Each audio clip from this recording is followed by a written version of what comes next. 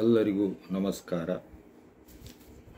16/3/2025 ಸಿರಿಗನ್ನಡ ವೇದಿಕೆ ತಾಲೂಕು ಘಟಕ ಗಂಗಾವತಿಯಿಂದ ನಡೆದಂಥ ಎರಡನೇ ಅಂತರ್ಜಾಲ ಕವಿಗೋಷ್ಠಿಯ ಕುರಿತಾಗಿ ಇವತ್ತು ಮಾತನಾಡಲಿದ್ದೇನೆ.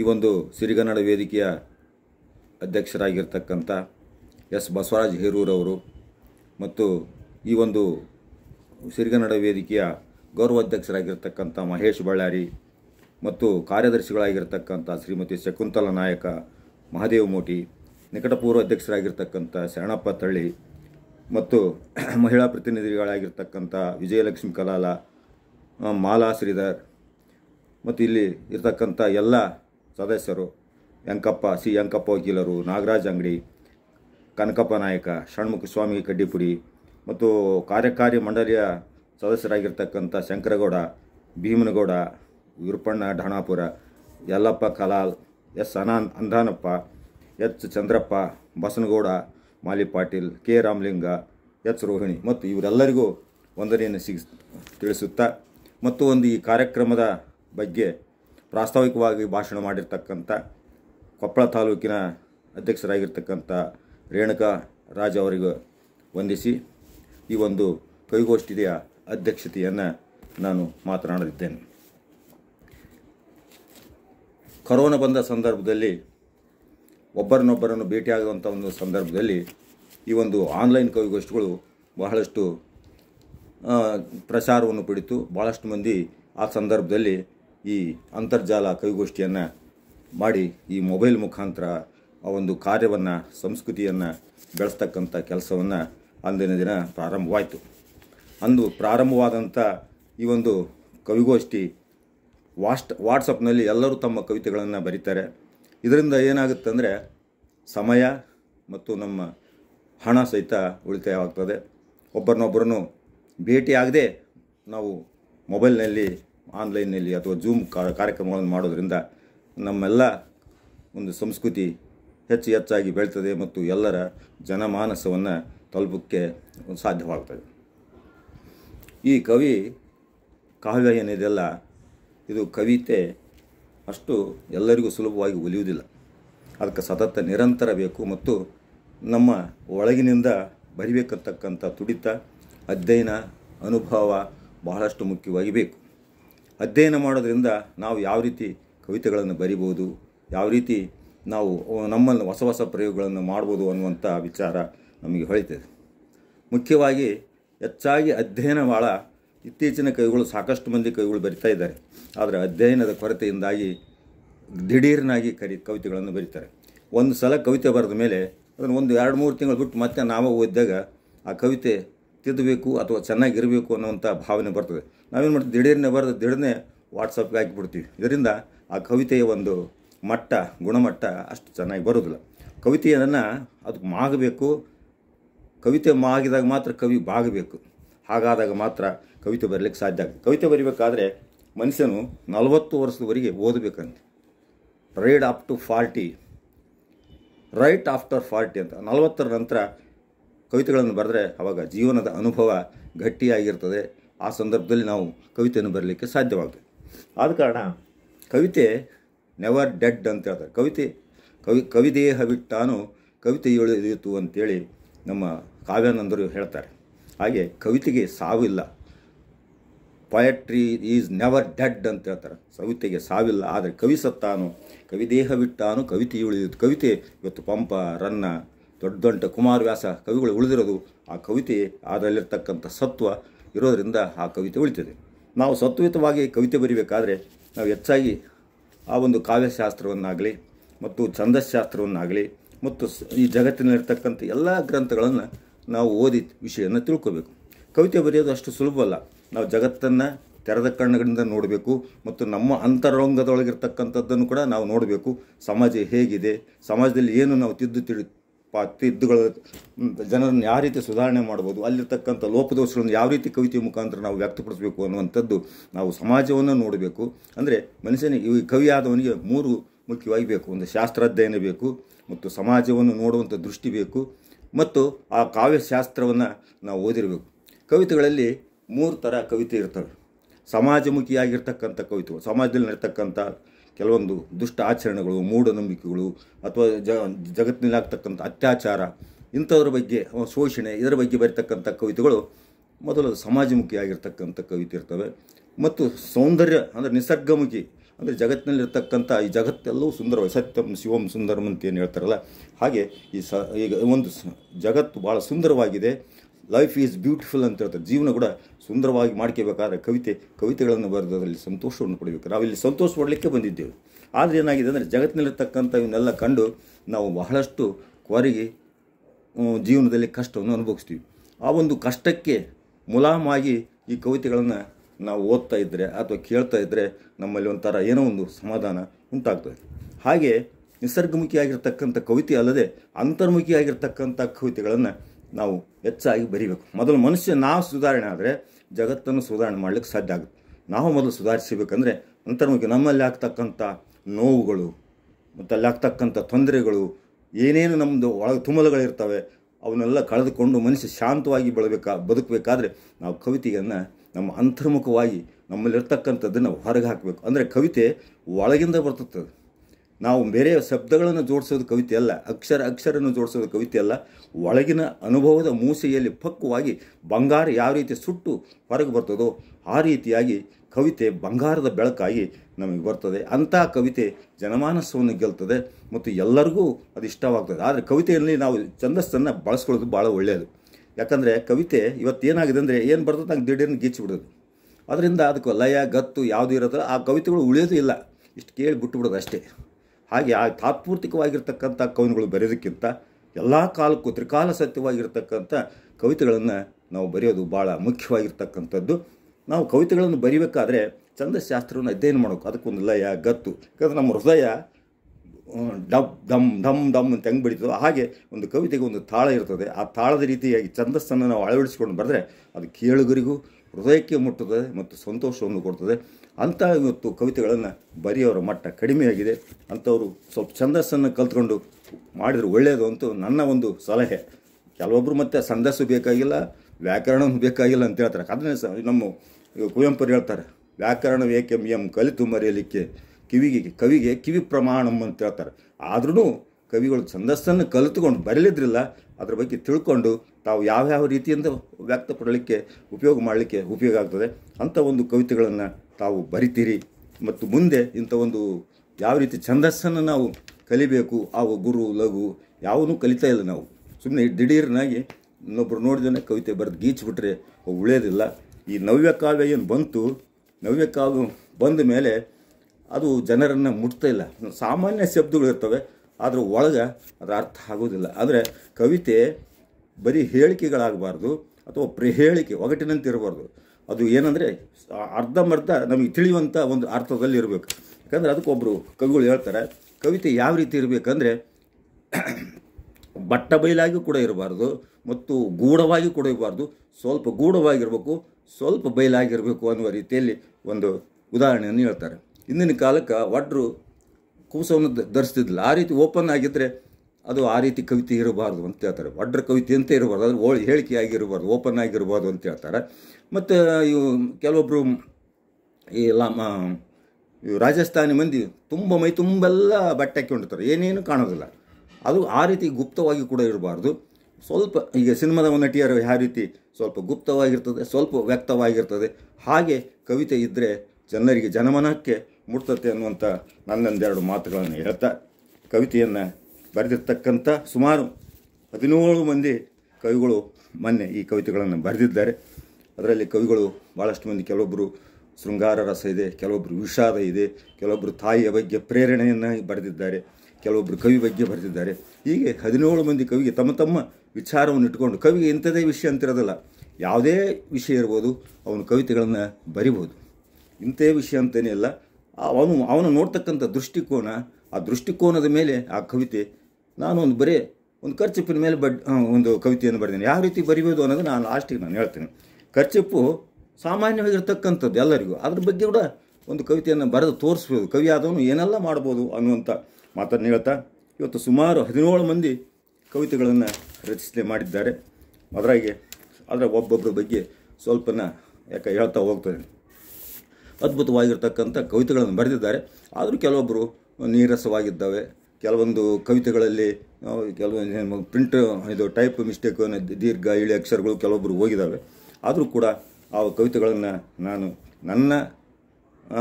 ನನ್ನ ಮಟ್ಟಕ್ಕೆ, ನಾನು ತಿಳಿದ ಮಟ್ಟಿಗೆ ನನಗೆ ಯಾವ ರೀತಿ ಅದು ಅರ್ಥವಾಗಿದೆ. ಯಾಕಂದ್ರೆ ಕವಿತೆ 2-3 ಅರ್ಥವನ್ನು ಕೊಡ್ತಾ ಇರ್ತದೆ. ಅವರವರ ಬುದ್ಧಿಮಟ್ಟಕ್ಕೆ ತಕ್ಕಂತೆ ಆ ಕವಿತೆಗಳನ್ನು ಅರ್ಥ ಮಾಡಿಕೊಳ್ತಾರೆ. ಯಾಕಂದರೆ ಕವಿತೆಗೆ ಏನಂತಾರಂದರೆ ಸಮೋಲ್ಲೇಖನ ಅಂತ ಹೇಳ್ತಾರೆ, ಅಥವಾ ಸಲ್ಲೇಖನ ಅಂತ ಹೇಳ್ತಾರೆ. ಅಂದರೆ ಯಾವಾಗಲೂ ಅದು ಕವಿತೆ 2 ಅರ್ಥವನ್ನು ಕೊಡ್ತದೆ, ಮತ್ತು ನೀವು ಬೇರೆ ಬೇರೆ ಅರ್ಥ ಇಟ್ಟು ನೀನು ಕೂಡ ಆ ಕವಿತೆಗಳನ್ನು ಬರಿಬೋದು ಅನ್ನುವಂಥ ರೀತಿಯಲ್ಲಿ ಹೇಳ್ತಾರೆ. ಕವಿತೆ ಮೊದಲು ಮುಖ್ಯವಾಗಿ ಆ ಕೇಳ್ತಕ್ಕಂಥ ಸಹೃದಯರಿಗೆ ಮುಟ್ಟಿದಾಗ ಮಾತ್ರ ಅದು ಕವಿತೆ ಅದು ತನ್ನ ಯಶಸ್ಸನ್ನು ಕೇಳ್ತದೆ. ಅದು ಕವಿತೆ ಮುಟ್ಟಬೇಕಾದ್ರೆ ನಾವು ಅದರಲ್ಲಿ ಅದ್ಭುತವಾಗಿರ್ತಕ್ಕಂಥ ಶಬ್ದಗಳನ್ನು ಯಾವ ರೀತಿ ಬಳಸಬೇಕು, ಯಾವ ಶಬ್ದ ಬಳಸಬಾರ್ದು, ಯಾವ ರೀತಿ ಬಳಸಬೇಕು ಅನ್ನುವಂಥದ್ದು ನಮ್ಮಲ್ಲಿರಬೇಕು. ಮತ್ತು ಛಂದಸ್ಸು, ಲಯ, ಪ್ರಾಸ, ಅಲಂಕಾರ ಇವೆಲ್ಲ ಇರ್ತಾವೆ. ಅವನ್ನೆಲ್ಲ ಅಧ್ಯಯನ ಮಾಡಬೇಕು. ಅಧ್ಯಯನ ಮಾಡಿದಾಗ ಮಾತ್ರ ಕವಿತೆ ಬರಲಿಕ್ಕೆ ಸಾಧ್ಯ ಆಗ್ತದೆ. ಮೊದಲನೇ ಕವಿತೆ ಮೈಲಾರಪ್ಪ ಬೂದಿಯಾಳು, ಇವರು ಗಂಗಾತಿಯವರು. ಒಳ್ಳೆಯ ಒಂದು 2-3 ಕವನ ಸಂಕಲನಗಳು ಕಳೆದಿದ್ದಾರೆ ಮತ್ತು ಮಕ್ಕಳ ಕವಿತೆಗಳನ್ನು ಕೂಡ ಬರೆದಿದ್ದಾರೆ. ಇವರು ಪ್ರೀತಿ ಅರಳಲಿ ಅನ್ನುವಂಥ ಒಂದು ಕವಿತೆಯನ್ನು ಬರೆದಿದ್ದಾರೆ. ಪ್ರತಿಯೊಬ್ಬ ಕವಿಯು ಮೊದಲು ಪ್ರೀತಿಯಿಂದನೇ ಪ್ರಾರಂಭ ಮಾಡ್ತಾನೆ. ಯಾಕಂದರೆ every beast is A poet when in love ಅಂತ. ಪ್ರೀತಿಯಲ್ಲಿ ಬಿದ್ದಾಗ ಎಲ್ಲರೂ ಕವಿಗಳಾಗಿ ಆ ಹೆಣ್ಣನ್ನು ಅಥವಾ ಗಂಡನ್ನು ವರ್ಣನೆ ಮಾಡ್ತಾರೆ ಅನ್ನುವಂಥದ್ದು ಒಂದು ಇಂಗ್ಲೀಷ್ನ ಒಂದು ಗಾದೆ ಮಾತು. ಇಲ್ಲಿ ಮೈಲಾರಪ್ಪ ಅವರು 101 ಹಾಸ್ಯ ಹುಟ್ಟುವ ನನ್ನ ಕಣ್ಣ ಕಾಂತಿ, ಪ್ರೀತಿ ಉಕ್ಕಿಸುವಷ್ಟು ನಿನ್ನ ನಯನಗಳಿಂದ ಶಕ್ತಿ ಅಂತ ಹೇಳ್ತಾರೆ. ಇದನ್ನು ಸ್ವಲ್ಪ ಹಿಂದೆ ಮುಂದೆ ಮಾಡಿದ್ದಾರೆ ಅವರು. ಏನಂದರೆ ನಿನ್ನ ಕಣ್ಣಲ್ಲಿ ಕಾಂತಿ, 101 ಹಾಸ್ಯ ಹುಟ್ಟಿಸುವ ನಿನ್ನ ನಯನಗಳಿರುವ ಶಕ್ತಿ, ಪ್ರೀತಿ ಉಕ್ಕಿಸುವಷ್ಟು. ಅಂದರೆ ಪ್ರೀತಿ ಅಂತಕ್ಕಂಥದ್ದು ಏನದಲ್ಲ, ಅದು ಈ ಜಗತ್ತಿನಲ್ಲಿರ್ತಕ್ಕಂಥದ್ದು ದೊಡ್ಡದಾದ ವಸ್ತು. ಅದನ್ನೇ ನಾವು ಪ್ರೀತಿಯೇ ಪರಮಾತ್ಮ ಅಂತ ಹೇಳ್ತಾನೆ. ಪ್ರೀತಿ ಬಿಟ್ಟು ಜಗತ್ತಿನಲ್ಲಿ ಮತ್ತೊಂದು ಏನಿಲ್ಲ. ಯಾರು ದ್ವೇಷವನ್ನು ಮಾಡ್ತಾರೋ, ಯಾರು ಪ್ರೀತಿ ಮಾಡೋದಿಲ್ಲೋ ಅವರು ಮೂರ್ಖರಾಗ್ತಾರೆ ಮತ್ತು ಕ್ರೂರಿಗಳಾಗ್ತಾರೆ. ಅದು ಪ್ರೀತಿ ಇರೋದ್ರಿಂದ ಮನುಷ್ಯನ ಜಗತ್ತಿನಲ್ಲಿ ಬಾಳಲಿಕ್ಕೆ ಸಾಧ್ಯ ಇದೆ. ಅದಕ್ಕಾಗಿ ಅವರು ಈ ಒಂದು ಪ್ರೀತಿ ಆ ರೀತಿ ಇದೆ. ಪ್ರೀತಿಯಲ್ಲಿ ಒಂಥರ ನಿಶೆ ಇರ್ತದೆ ಅಂತ ಹೇಳ್ತಾರೆ. ಏ ಹುಡುಗಿ ನಿನ್ನ ನೋಡಿ ನನಗೆ ಸೆರೆ ಇಲ್ಲದಂಗೆ ನಿಶೆ ಏರಿತು ಅಂತ ನಾನೊಂದು ಕಡೆ ಬರೆದಿದ್ದೇನೆ. ಹಾಗೆ ಇಲ್ಲಿ ಮೊಗ್ಗು ಅರಳಲಿ ಏನು ಹೇಳ್ತಾರೆ ಅಂದರೆ ಭಾಳ ಮದುವೆ ನಿಶೆ ಏರಿದಂಗೆ ಆಯಿತು ಅಂತ ಹೇಳ್ತಾನೆ. ಅಂದರೆ ಕವಿತೆ ಎಂಬುದು ಒಂಥರ ಹುಚ್ಚು ಮನುಷ್ಯನಲ್ಲಿ ಆ ರೀತಿ ಆಕರ್ಷಣೆ ಇರೋದರಿಂದ ಅವನಲ್ಲಿ ನಿಶೆ ಇರ್ತದೆ. ನಿಶೆ ಅಂದರೆ ಒಂಥರ ಮದುವೆ, ಒಂದು ಅಜ್ಞಾನವಾಗಿ ಅದ್ರ ಕಡೆಗೆ ಸೆಳೆತ ಆಕರ್ಷಣೆ ಇರ್ತದೆ. ಆದ ಕಾರಣ ಅವ್ರು ಏನು ಹೇಳ್ತಾರೆ, ಮೊಗ್ಗು ಅರಳಲಿ. ಮೊಗ್ಗು ಏನಾಗ್ತದೆ ಅಂದರೆ ಅರಳಿ ಅದು ಬಾಡ್ಬೋದು, ಆದರೆ ಪ್ರೀತಿ ಅರಳಿದ ಮೇಲೆ ಅದು ಕೊನೆ ತನಕ ನಿರಂತರವಾಗಿ ಆ ರೀತಿ ಪ್ರೀತಿ ಇರ್ತದೆ ಅನ್ನುವಂಥ ರೀತಿಯನ್ನು ಭಾಳ ಅದ್ಭುತವಾಗಿ ಬರೆದಿದ್ದಾರೆ. ಮೌನ ಮಿರಿದು ಪ್ರೀತಿ ಹೂ ಅರಳಲಿ ಬಾಳಿನುದ್ದಕ್ಕೂ ಅನ್ನುವಂಥ ಮಾತನ್ನು ಅವ್ರು ಹೇಳ್ತಾರೆ. ಅಂದರೆ ಮಾತು ಬೆಳ್ಳಿ ಮೌನ ಬಂಗಾರ ಅಂತೇನು ಹೇಳ್ತಾರಲ್ಲ, ಇಲ್ಲಿ ಅವರು ಉಲ್ಟಾ ಹೇಳ್ತಾರೆ. ಮಾತು ಬಂಗಾರವಾಗಬೇಕು ಮತ್ತು ಮೌನ ಬೆಳ್ಳಿ ಆಗಬೇಕು ಅನ್ನುವಂಥ ಮಾತನ್ನು ಹೇಳ್ತಾರೆ. ಅಂದರೆ ಇದನ್ನು ನಾವು ಉಲ್ಟವಾಗಿ ಜೀವನದಲ್ಲಿ ಅಂದರೆ ಹೆಚ್ಚು ಮಾತಾಡೋದ್ರಿಂದ ಪ್ರೀತಿ ನಮ್ಮಲ್ಲಿ ಒಬ್ಬರೊಬ್ಬರನ್ನು ಅರ್ಥಕೊಳ್ಳಲಿಕ್ಕೆ ಸಾಧ್ಯವಾಗ್ತದೆ ಅನ್ನುವಂಥ ಮಾತನ್ನು ಭಾಳ ಸೊಗಸಾಗಿ ಭಾಳ ಅದ್ಭುತವಾಗಿ ಬರೆದಿದ್ದಾರೆ. ಮತ್ತು ಎರಡನೇ ಕವಿ ಸಿರಿಗನ್ನಡ ಅಂತಕ್ಕಂಥದ್ದನ್ನು ಶ್ರೀಮತಿ ರಾಜೇಶ್ವರಿ ಎಸ್ ಸಜ್ಜನಶೆಟ್ಟಿ ಹುಬ್ಬಳ್ಳಿ ಅವರು ಬರೆದಿದ್ದಾರೆ. ಇವರು ಕೂಡ ಇಲ್ಲಿ ನಮ್ಮ ಕನ್ನಡದ ಬಗ್ಗೆ, ಕನ್ನಡದ ಅಭಿಮಾನದ ಬಗ್ಗೆ, ಕನ್ನಡ ನಾಡಿನ ಬಗ್ಗೆ ಭಾಳ ಸೊಗಸಾಗಿ ಬರೆದಿದ್ದಾರೆ. ಇಲ್ಲಿ ಗಂಡ ಬೇರೆಂಡು ಪಕ್ಷಿ ಮತ್ತು ದಿವ್ಯ ಸೌಂದರ್ಯ, ನಮ್ಮ ಕನ್ನಡದ ಲಿಪಿ ಭಾಳ ಗುಂಡು ಗುಂಡಾಗಿ ಭಾಳ ಸುಂದರವಾಗಿದ್ದಾವೆ. ಅಂಥ ಒಂದು ಕವಿತೆಗಳು ನಮ್ಮಲ್ಲಿರಲಿ. ಸಿರಿಗನ್ನಡಂ ಗೆಲ್ಗೆ ಸಿರಿಗಡಂ ಬೆಳ್ಗೆ, ಇದು ನಮ್ಗೆ ಆಡಳಿತ ಭಾಷೆ ಆಗಬೇಕು ಅನ್ನುವಂಥ ತಮ್ಮ ಇದರಲ್ಲಿ ಅವ್ರು ಹೇಳಿದ್ದಾರೆ. ಭಾಳ ಇದು ಲಿಪಿಗಳ ರಾಣಿ ಅಂತ ಹೇಳ್ತಾರೆ. ಕನ್ನಡ ಅಂತಕ್ಕಂಥ ಶಬ್ದ ಎಲ್ಲ ಲಿಪಿಗಳಿಗೆ ಭಾಳ ಸುಂದರವಾಗಿ ಅದ್ಭುತವಾಗಿ ಇದೆ ಅನ್ನುವಂಥದ್ದನ್ನು ತನ್ನ ಅಭಿಮಾನವನ್ನು ಈ ಕವಿತೆಯಲ್ಲಿ ವ್ಯಕ್ತಪಡಿಸಿದ್ದಾಳೆ. ಇನ್ನು ಮೂರನೇ ಕವಿತೆ ಲತಾ ಎಲ್ಆರ್ ಬಾಳೆಹೊನ್ನೂರು ಅಂತಕ್ಕಂಥವ್ರು ಹೆತ್ತ ಹೊಡಲು ಅನ್ನುವಂಥದ್ದು ಭಾಳ ಅದ್ಭುತವಾಗಿ ತಾಯಿಯ ಒಂದು ವಿಷಯವನ್ನು ಇದರಲ್ಲಿ ವ್ಯಕ್ತಪಡಿಸಿದ್ದಾಳೆ. ಹೆಜ್ಜೆ ಹೆಜ್ಜೆ ಹಾಕಿ ನಮ್ಮ ತಂದೆ ತಾಯಿಗಳು ಏನು ಮಾಡ್ತಾರೆ ಅಂದರೆ ಹಾಲು ಉಣಿಸಿ ಬೆಳೆಸಿ ಎತ್ತು ಬೆಳೆಸಿ ಹೆಜ್ಜೆಯನ್ನು ನಡೆಸಿ ನಮಗೆ ಮಾತು ಅಕ್ಷರಗಳನ್ನು ಕಲಿಸಿ ನಮ್ಮನ್ನು ಬೆಳೆಸಿದ್ದಾರೆ. ಅಂಥ ಒಂದು ತಂದೆ ತಾಯಿಗಳನ್ನು ನಾವು ಭಾಳ ಚೆನ್ನಾಗಿ ಮಹಲಿನ ಮೇಲೆ ಕಟ್ಟಿದರೆ ಏನು, ತಂದೆ ತಾಯಿಗಳನ್ನು ನಾವು ಚೆನ್ನಾಗಿ ನೋಡ್ಕೋಬೇಕು. ಮರೆಯದಿರು ನೋವಿನ ಗೋಳು ಹೆತ್ತವರಿಗೆ ಹಾಗೂ ಭರವಸೆಯ ಊರುಗೋಲು ಅಂತ ಹೇಳ್ತಾರೆ. ಅಂದರೆ ತಂದೆ ತಾಯಿ ಕೂಡ ನಾವು ಇವತ್ತು ಏನಾಗಿತ್ತು ಅಂದರೆ ಇವತ್ತು ಇವತ್ತು ಅವಿಭಕ್ತ ಕುಟುಂಬಗಳು ಇಲ್ಲದಂತಾಗಿ ಬರೀ ವಿಭಕ್ತ ಕುಟುಂಬಗಳು ಆಗ್ತಾ ಇದ್ದಾವೆ. ಇದರಿಂದ ಏನಾಗ್ತದೆ, ತಂದೆ ತಾಯಿಗಳು ಒಂದು ಕಡೆಗೆ ಇರ್ತಾರೆ, ಮಕ್ಕಳು ಒಂದು ಕಡೆಗೆ ಇರ್ತಾರೆ, ತಂದೆ ತಾಯಿಯನ್ನು ನೋಡುವಂಥ ಜನ ಇಲ್ಲ. ಇವತ್ತು ಬಹಳಷ್ಟು ಕ್ರೌರ್ಯವಾಗಿರ್ತಕ್ಕಂಥ ಈ ಒಂದು ಪ್ರೀತಿ ಪ್ರೇಮ ತಂದೆ ತಾಯಿ ಮೇಲೆ ಇಲ್ಲ. ತಂದೆ ತಾಯಿಗಳೇ ದೇವರು. ನಿಜವಾಗಿ ಹೇಳ್ಬೇಕಂದ್ರೆ ನೀವೇನು ಎಲ್ಲಿ ಕಾಶಿ ಕೇದಾರ ಎಲ್ಲಿಗೆ ಹೋಗಿ ಬಂದ್ರೆ ಏನಿಲ್ಲ, ಜನನಿ ಜನಕರ ಪಾದವೇ ಕಾಶಿ ಕೇದಾರ ಮಕ್ಕ ಮದೀನ ಅಂತ ಒಂದು ಕಡೆ ನಾನು ಬರೆದಿದ್ದೇನೆ. ತಂದೆ ತಾಯಿಗಳನ್ನು ನಾವು ಅವರು ನಮ್ಮನ್ನು ದೇವತೆಗಳು, ಬೇರೆ ದೇವತೆಗಳು ಎಲ್ಲಿಲ್ಲ, ನೀವು ಎಲ್ಲಿ ಹುಡುಕಿರು ಸಿಗೋದಿಲ್ಲ ದೇವತೆಗಳು. ಅವರು ದೇವತೆಗಳನ್ನು ಅವರಿಗೆ ನೀವು ಊರ್ಗೋಲಾಗಿ ಅವರನ್ನು ಜೀವನ ಅಂತ್ಯಕಾಲದಲ್ಲಿ ಅವ್ರನ್ನ ಸುಖವಾಗಿಟ್ಟು ಅವರನ್ನು ಒಂದು ಶಾಂತವಾಗಿ ತಮ್ಮ ಈ ದೇಹವನ್ನು ತ್ಯಾಗ ಮಾಡುವಂಥ ವ್ಯವಸ್ಥೆಯನ್ನು ನಾವು ಬಿಡೋಕೆ. ಇವತ್ತೇನಾಗಿತ್ತು ಅಂದರೆ ತಂದೆ ತಾಯಿ ಊಟ ಆಗ್ತಾ ಇಲ್ಲ, ಅವ್ರನ್ನ ನೋಡ್ಕೊಳ್ತಾ ಇಲ್ಲ. ಇವತ್ತು ವೃದ್ಧಾಶ್ರಮಗಳು ಹೆಚ್ಚಾಗ್ತಾ ಇದ್ದವು. ಆದ ಕಾರಣ ನಾವು ತಂದೆ ತಾಯಿಗಳನ್ನು ಚೆನ್ನಾಗಿ ನೋಡಬೇಕು, ಅವ್ರಿಗೆ ನಾವು ಊರುಗೋಲು ಆಗಬೇಕು ಅನ್ನುವಂಥ ಒಂದು ಸಂದೇಶವನ್ನು ಈ ಒಂದು ಲತಾ ಅವರು ತನ್ನ ಕವಿತೆಯಲ್ಲಿ ವ್ಯಕ್ತಪಡಿಸಿದ್ದಾರೆ. ಇನ್ನು 4ನೇ ಕವಿತೆ ಕಲಾಮಾನ್ವಿ ಅಂತಕ್ಕಂಥವರು ಅವಳೆಂದರೆ ಅಂತ ಹೆಣ್ಣಿನ ಬಗ್ಗೆ ಅಥವಾ ತಾಯಿ ಬಗ್ಗೆ ಭಾಳ ಅದ್ಭುತವಾಗಿರ್ತಕ್ಕಂಥ, ಯಾಕಂದರೆ ಇಲ್ಲಿ ಹೆಚ್ಚಾಗಿ ಸುಮಾರು 11 ಮಂದಿ ಸ್ತ್ರೀಯರು ತಮ್ಮ ಸ್ತ್ರೀ ಸಂವೇದನೆಗಳನ್ನು ಈ ಕವಿತೆಗಳಲ್ಲಿ ವ್ಯಕ್ತಪಡಿಸಿದ್ದಾರೆ. ಸುಮಾರು 5-6 ಮಂದಿ ಕವಿಗಳು ಇದ್ದಾರೆ. ಅವಳೆಂದರೆ ಅಂತಕ್ಕಂಥದ್ದು ಹವಳ ಅಂತ ಹೇಳ್ತಾಳೆ. ಅಂದರೆ ತಾಯಿ ಅಷ್ಟು ಅದ್ಭುತವಾಗಿರ್ತಕ್ಕಂಥ ವಜ್ರ ಇದ್ದಂತೆ ಆಕೆಗೆ ಬೆಲೆ ಎಷ್ಟು, ಆಕೆ ಹೊಳಿತಾ ಇರ್ತಾಳೆ, ಮಿಂಚಿರ್ತದೆ ಆ ಒಂದು ಹವಳಕ್ಕೆ. ಆ ರೀತಿ ಆಕೆ ತಾಯಿ ಎಲ್ಲರಿಗೂ ನಮ್ಮ ಕಷ್ಟಗಳನ್ನು ಪರಿಹಾರ ಮಾಡುವಂಥ ಶಕ್ತಿ ಆಕೆಯಲ್ಲಿ ಇದೆ. ಹೆಣ್ಮಕ್ಳಲ್ಲಿ ಆಗ್ತಕ್ಕಂಥ ಅನೇಕ ತೊಂದರೆಗಳನ್ನು ಕೂಡ ನಿವಾರಣೆ ಮಾಡುವಂಥ ಒಂದು, ಯಾಕೆ ಹೇಮರೆಡ್ಡಿ ಮಲ್ಲಮ್ಮನಂಥವ್ರು ಆಗಿರ್ಬೋದು, ಅಥವಾ ಕಿತ್ತೂರು ರಾಣಿ ಚೆನ್ನಮ್ಮನಂಥವ್ರಾಗಿರ್ಬೋದು, ಅಥವಾ ಬೆಳವಡಿ ಮಲ್ಲಮ್ಮನಂಥ ಅಂಥ ಒಂದು ಸ್ತ್ರೀಯರಲ್ಲಿ ಒಂದು ಶಕ್ತಿ, ಧೈರ್ಯ, ಸಾಮರ್ಥ್ಯ ಇರ್ತದೆ ಅನ್ನುವಂಥದ್ದನ್ನು ಈ ಮಾತಿನಲ್ಲಿ ಹೇಳಿದ್ದಾಳೆ. ಅವಳು ಸಾಮಾನ್ಯಳಲ್ಲ, ಗಟ್ಟಿಗಿತ್ತಿ ಅಂತ ಹೇಳ್ತಾರೆ. ಸ್ತ್ರೀಯರು ಇವತ್ತೇನಾಗಿದೆ ಅಂದರೆ ಇವತ್ತು ಎಲ್ಲ ಕಡೆಗೆ ಬಲಾತ್ಕಾರ, ಶೋಷಣೆಗಳು ನಡೀತಾ ಇದ್ದಾವೆ. ಅದಕ್ಕಾಗಿ ಸ್ತ್ರೀಯರು ಇವತ್ತು ಬಹಳ ಧೈರ್ಯವಾಗಿ ನೌಕರಿಯನ್ನು ಮಾಡ್ತಿದ್ರು ಕೂಡ ತಾವು ಧೈರ್ಯವಾಗಿ ಅಂಥವನ್ನು ಎದುರಿಸಬೇಕು, ಗಟ್ಟಿಗಿತ್ತಿಯರಾಗಬೇಕು ಅನ್ನುವಂಥ ಮಾತನ್ನು ಇದರಲ್ಲಿ ಹೇಳ್ತಾ, ಆಕೆ ಸಂತಸವನ್ನು ಕೊಡುವಂಥ ದೇವತೆಯಾಗಿದ್ದಾಳೆ. ಮತ್ತು ಹೆಣ್ಣು ಇಲ್ಲದೆ ಇವತ್ತು ಜಗತ್ತಿಲ್ಲ. ಹೆಣ್ಣು ಜಗದ ಕಣ್ಣು ಅಂತ ನಾನು ಕಡಿಬೇದೇನೆ.